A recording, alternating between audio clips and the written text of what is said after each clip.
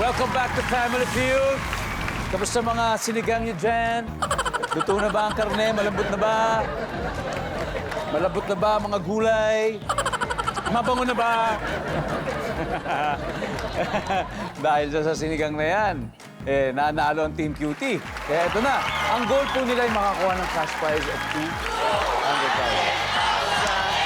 At panalo din siyempre ng 20,000 ang napiling charity.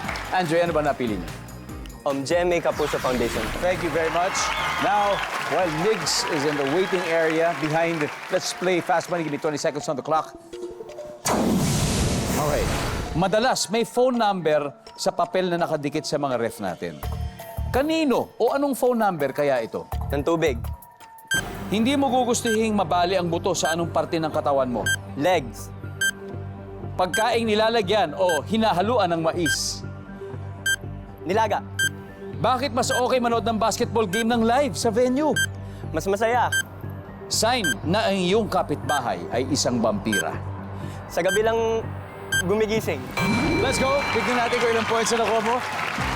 Madalas may phone number sa papel na nakadikit sa ref. Ano kaya? Kanino kaya itong phone number? Sabi mo sa tubig. Pangyari, kailangan mag-refill ng tubig. Saan ba yan? 15 points. Hindi mo gugustuhin mabali ang buto sa anong parte ng katawan mo sa leg, siyempre. Ang sabi ng survey, 26 points. Pagkaing nilalagyan o hinahaluan ng mais, nilaga. Sarap yan. Survey says, wow. Bakit mas okay manood ng basketball ng live sa venue dahil mas masaya? Ang sabi ng survey, wow! Sign ng iyong kapitbahay, isang vampira kasi sa kabilang lumigising. Survey. Good answer! Oh, okay lang. 83 to go. Very good start. Let's welcome back, Migs. All right, Migs, welcome back. Thank you. Okay. Your partner, si Andre, has 117 points in the bag. So, 83 to go. At this point, makikita na ng mga viewers ang sagot ni Andre. Give me 25 seconds on the clock. Good luck. Madalas may mga phone number sa papel na nakadikit sa ref. Kanino o anong phone number kaya ito? Go. Bombero. Hindi mo gugustuhin mabali ang buto sa anong parte ng katawan mo? Tuhod.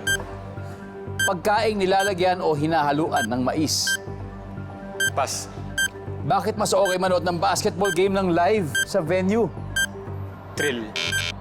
Isa pa, Para magpa-picture sa idol. sign na ang iyong kapitbahay ay isang vampira. Hindi lumalabas ng bahay sa umaga. Let's go, Migs! Okay. Sign na ang iyong kapitbahay ay isang vampira. Sabi mo kasi, hindi lumalabas ng bahay. Nandiyan ba ang hindi lumalabas ng bahay? Wala. Okay lang yan! Ang top answer ay may matulis na ngipin.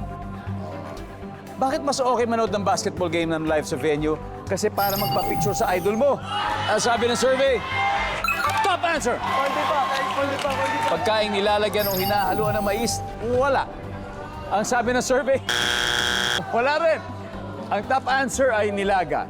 Hindi mo gugustuhin mabali ang buto sa anong parte ng katawan mo. Sabi mo tuhod. Ang sabi ng survey, wow!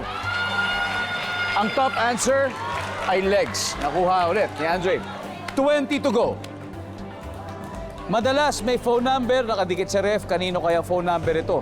Sabi mo sa bumbero. Mga emergency numbers. Lalong-lalo na kapag may disaster. Diba? Kailangan meron talagang hotline.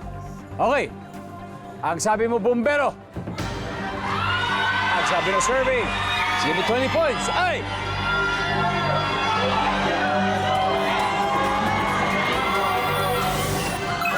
Yo! Top answer!